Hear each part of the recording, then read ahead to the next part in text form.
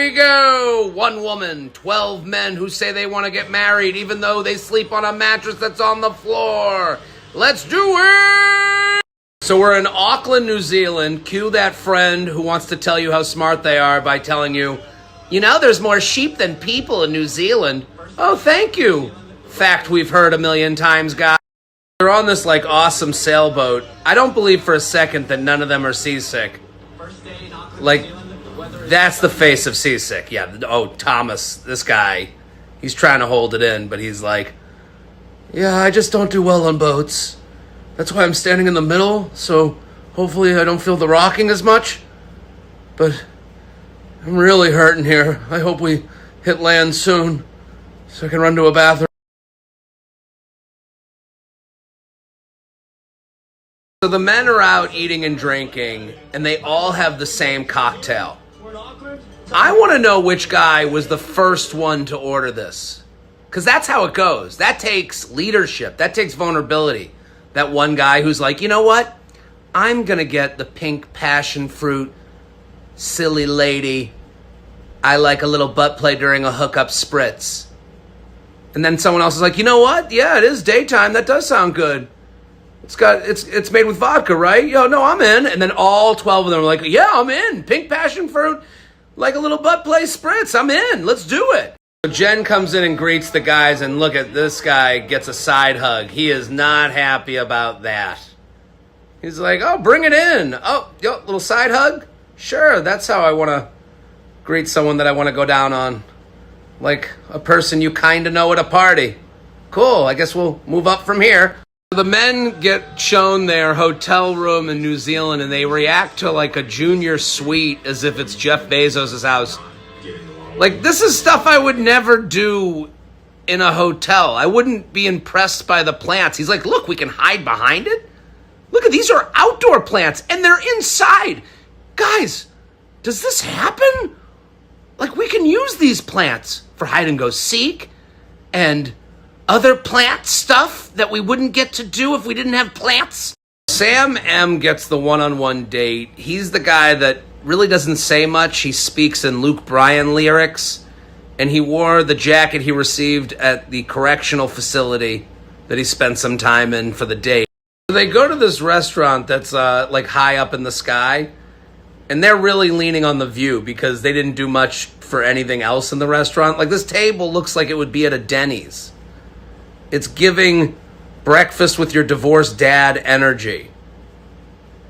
They're like, yeah, don't worry about the rugs here that look like they haven't been cleaned in years, or the table that looks like it's from your high school cafeteria. Keep your eyes outside. They're sitting here, and suddenly a human just drops out of the sky. Like, they need to react more than they did to that. That isn't enough for me. I would be against the window like, oh my God, what's going on out there? Like, they acted like that's nothing, just another day. Oh, people flying by. Cool. I'd be running out of there. I'd be acting as if the place was on fire. Like, is it on fire? Are people trying to escape? So this waiter comes over, and I guess part of the dinner service is that you can jump off of the roof of the place. He says he's done it himself last Tuesday. Why is he offering them a jump off the roof as if it's dessert? And would the couple enjoy shitting their pants while jumping off of our roof? I can bring you the jump off the roof menu. So Sam M says we're doing it, and Sam M, who only speaks in Luke Bryan lyrics and Matthew McConaughey noises, is like, you're gonna do it. He's kind of acting like a dad who's forcing his child to be a man. You're gonna jump off this roof, and you're gonna like it. You're gonna grow up and thank me one day. Today, what I want to be able to do is look back with hopefully my future wife and say, hey, aren't you glad we did that? That's not how I'm gonna look back at this with my future wife. Aren't you glad that we jumped off of the roof of a building? No, how about aren't you glad that we brought up our children right? Aren't you glad that we went on that honeymoon? Not, aren't you glad that we took the waiter's offer to jump off a roof? He's just not getting it. And he really does look like a convict who's going to try and escape jail in this jacket. Jenn is really having an issue with the heights, and Sam doesn't seem to care at all. But he does have a way with women. Look at, he's got the instructors into him. She's like, he's funny. Oh my God. Did he just say ferocious love? Do you want to jump off this building and leave us just to hang here? We're going to get to know each other. Look, he's like, everything he does, look at, he has a way. He's like, all right. Ferocious love. Gonna make the main thing the main thing. This date is not going well. Sam is not tending to Jen's needs.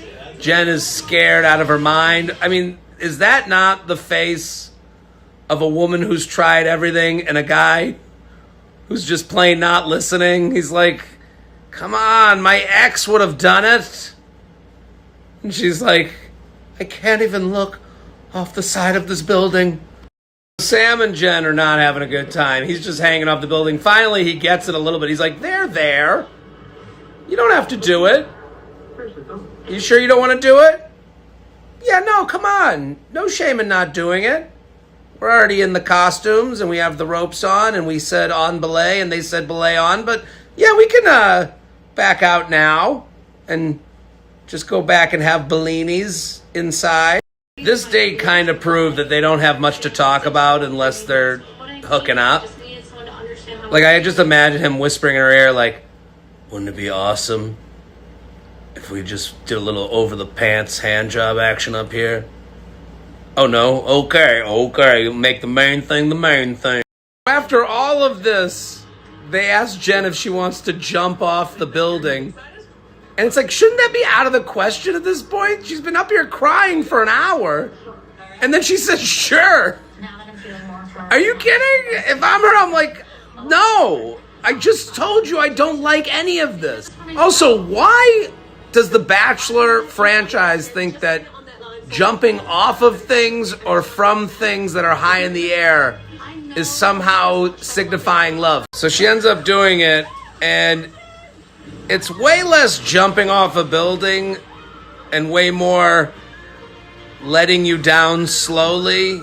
I don't know if this is really the thrill they're making it out to be. Jenn, let's relax. You were reeled down the side of a building, jumped off a building, a little strong. She yells out. If I were out there, I'd yell back, I ate a whole awesome blossom on my own. So what? So they were both let down the side of a building slowly, and they celebrate. And Sam M is still trying to hook up. Look at this. He's going for it. Look at it. He's like, come on. You're not going to keep this adrenaline charge going? No one's looking except literally the whole town of Auckland. So we go to the nighttime portion of the date. Sam is wearing a suit the way a professional wrestler would wear it, where it kind of doesn't fit. And Jenn with another fuzzy shawl. That is her, 10th fuzzy shawl. It's only been 4 episodes. Does she have a brand deal? I mean, do you understand? That's like packing 10 blankets to go on vacation. How much luggage did she bring? This guy, Sam, just speaks in southern twang nothing. He's like, I want that wild love. I want that hanging on a tire swing while having a sweet tea while the grasshoppers play out in the peach fuzz type of love. I want that mama making ribs while you're sitting in the backyard with your Bud Light strumming on a guitar love. And it's like, what, dude? Did you just do a whole Luke Bryan song? Jen's crying. She's opening up. This guy's still speaking in lyrics. You used those words, ferocious love. Use the ferocious love. Exactly what that means. Matthew McConaughey. All right. Relationship. I was engaged. Finally, he talks. Look at it. Even the tone of his voice changed. He's like, that ferocious love. I get that.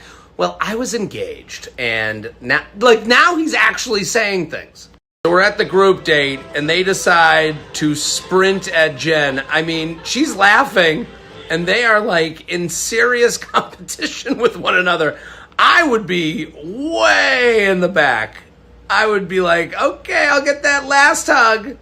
You guys have fun being out of breath. I'll be back here. That'd be me, way back there.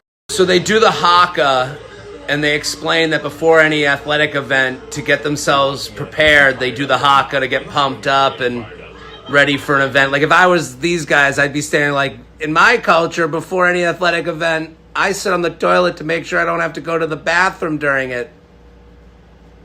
Have you guys ever been to Barry's boot camp? I'm the guy who's in the bathroom 5 seconds before it starts. That's my haka.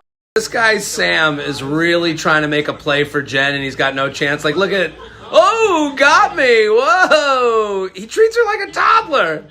I mean, that was like, look how slow he's going at it. Like, oh, look at, yeah, look at, will you love me now? Because I didn't treat you like an adult and I faked this whole thing. Sam M had the one-on-one first, and then there was the group date. The second one-on-one is with Devin, and now they're just alone in the hotel fighting. Why are they sitting in the same room? I would be in another room. I wouldn't be like staring at the person I didn't like while everyone else was out. I'd be in my room masturbating over and over again until I was like, Jared, you probably should take a break. They have this rugby game, and Sam M has the energy of the kid who tries too hard in gym class. The one that's like trying to prove to everyone else that he does sports, even though you know he kind of doesn't. He has, I am trying really hard while wearing jeans energy. Sam even changed the name on the back of his jersey. Oh, come on. What a loser. Look, I changed it for him. I can correct this. Let me change it for him.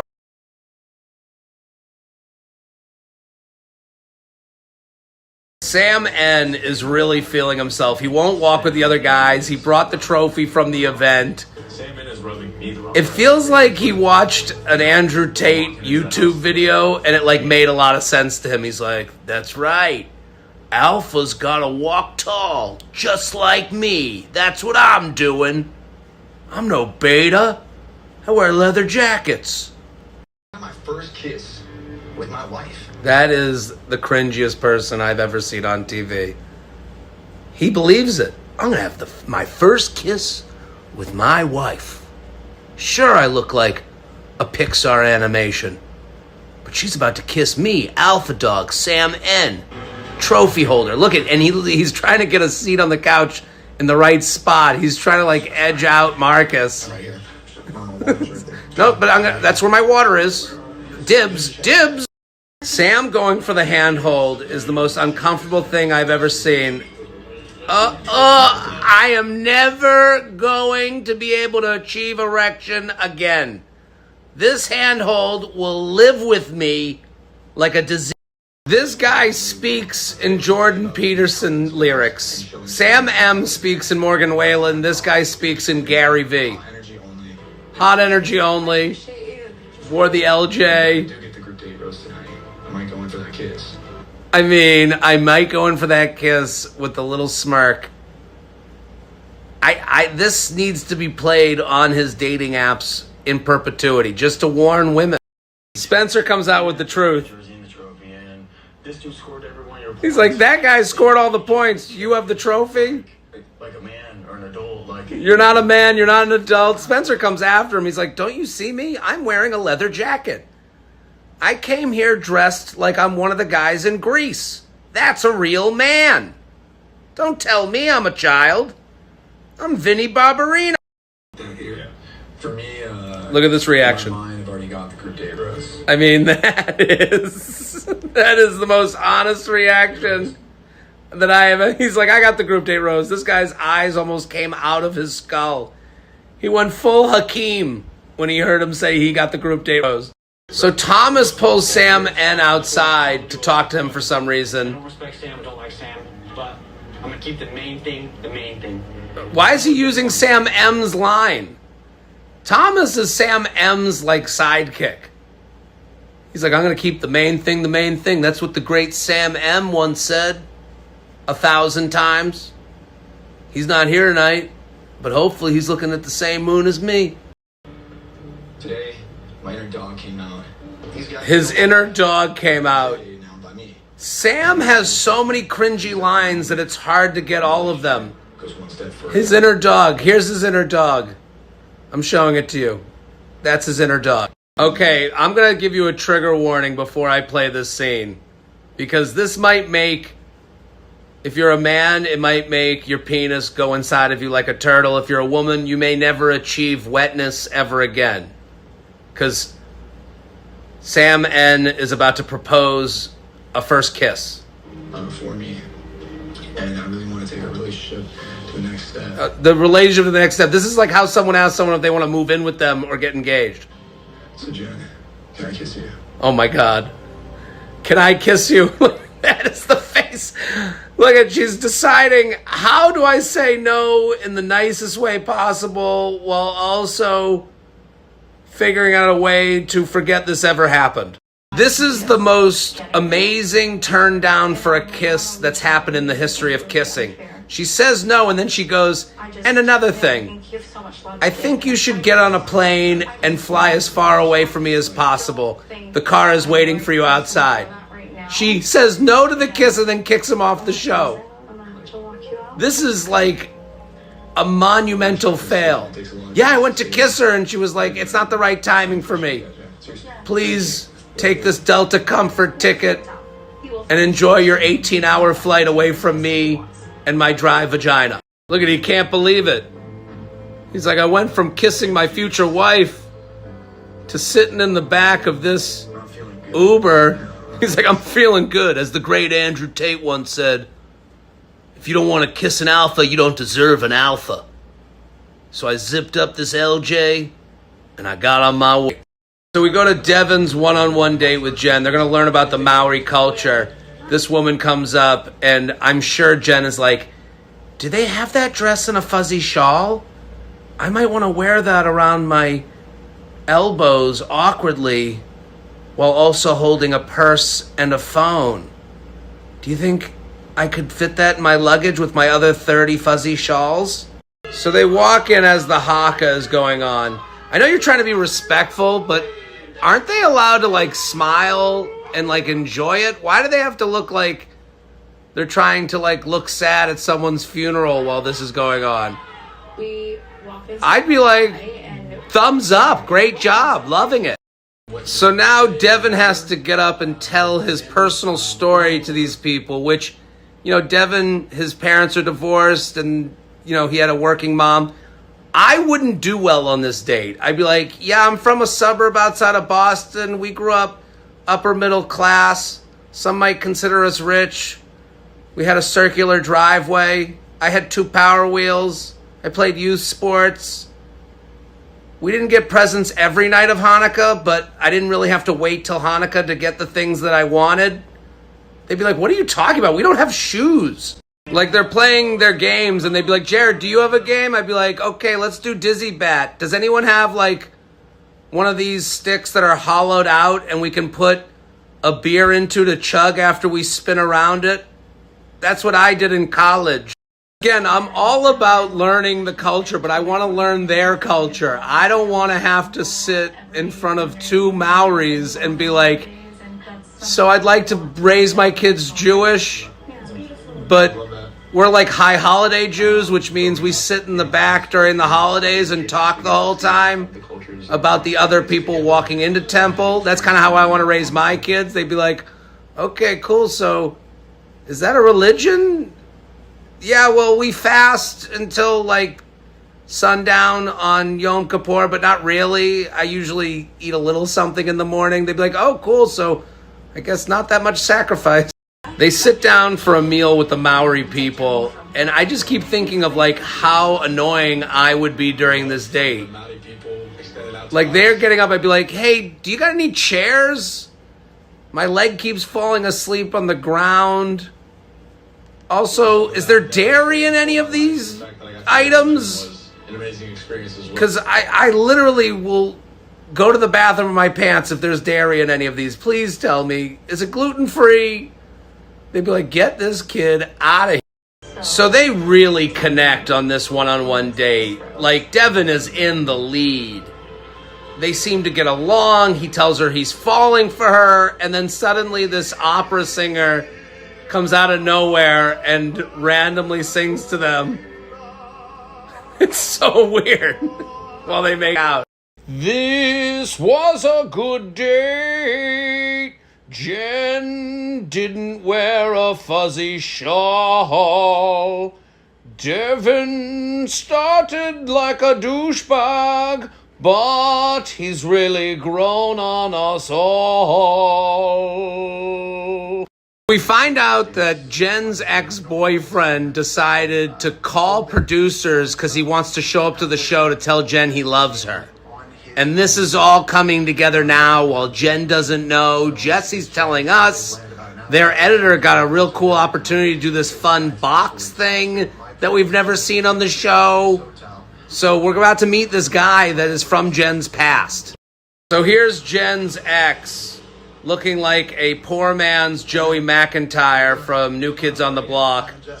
He seems surprised that cameras would be here. Dude, you contacted the producers. Just talk to you a little bit, is that okay? He's like, this is happening now? I thought I was going to get to, like, brush my teeth after a 24-hour flight. Nope, you're going in with flight breath, Jesse says. Again, the editor really got to do some fun stuff with the boxes. They show pictures of them. They did date. Apparently, they reconnected after she was on the show, and then she went and became the Bachelorette. And he's like, I still love her. Not exactly a dynamic personality. I would put this guy as a background actor, not really a front of show guy. And look at, we're going to her. This is like me watching an episode of 24. So here's the big reveal. Her ex from way back when. He doesn't really give her much. He gives her like a 6. Weren't expecting to see me? Dude, you weren't expecting to see me? No, she wasn't expecting to see you. You're in New Zealand, dude. You flew 24 hours. That's your opening line for the woman you love? You weren't expecting to see me? Yeah, the flight was good. The weather's beautiful here. Forward to this trip to Colombia with you, and he is quite a dud. She just went on this fabulous date with Devin, and this guy comes low energy Joey McIntyre. I was in Cartagena. This guy is giving fifth friend in a groomsman party that you forgot the name of over and over again. Who's the Joey McIntyre guy again? That's Greg. I mean Matt. He does insurance. You know it's for real. They gave him a lower third. That basically puts you on the show. He never changes the tone of his voice. It is just a monotone dud. She spent the whole show talking about how she never felt love, she never had a boyfriend, no one ever treated her right, and then he's like, hey, it's me, the guy that I guess didn't treat you right, didn't make you feel loved. Jenn gives us the backstory. Dated 3 years ago. He's not the toxic ex. That's another guy sitting at home watching this with his family. That's a different ex.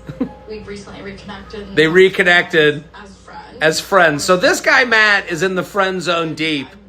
And his way out of it is to fly across the world to join a show and compete against other men who are way ahead of him as a hypothetical sexual partner.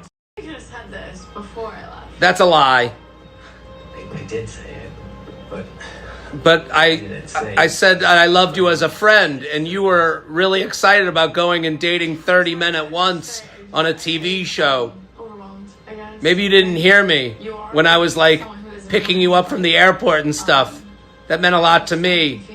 But you were always talking about going on The Bachelor to be with other men, so it's kind of hard to like stop you from doing that. want to continue this journey together. So you want to like date me and my 10, 12, 11 other boyfriends? Yeah, that's what he wants to do. Oh, so you want to date me and my 11 other boyfriends, right? She talks to him like she's a pastor in Utah. So you're going to join our family. You'll be one of my brother husbands. He's like, I guess if I gotta suck their dicks, I guess I'm in. That's it for The Bachelorette. And that's it for me. I will be back next week. Share my feed post to your story. Let people know about the show that I'm putting on here. I'll be back. Boom.